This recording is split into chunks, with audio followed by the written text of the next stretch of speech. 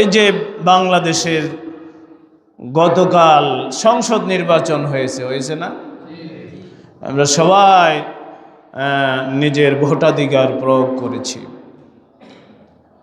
এটা বিশেষ করে বাংলাদেশের জাতীয়তাবাদী বিএনপির বিরাট সংখ্যাগরিষ্ঠ পেয়ে তারা সরকার গঠনের দিকে যাচ্ছে। বলেন আলহামদুলিল্লাহ।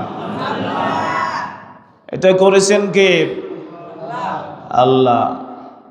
আমরা আমাদের মতামত দিয়েছি, কিন্তু আমাদের মনকে ঘুরাই দেওয়ার মালিক কে? আল্লাহ। তো সেজন্য আল্লাহর পক্ষ থেকেই ফয়সালা। এখন আরেকটি সুন্দর পদক্ষেপ তারেক জিয়া নিয়েছেন যে জুমার দিনে আমরা কোনো বিজয় মিছিল, আনন্দ মিছিল করব না। বলেন আলহামদুলিল্লাহ। আমরা জুমার দিনে আমাদের বিজয়ের জন্য, আনন্দের জন্য আল্লাহর কাছে দোয়া করব। বলেন আলহামদুলিল্লাহ। সুখে দুঃখে কার শুকরিয়া? আল্লাহর শুকরিয়া।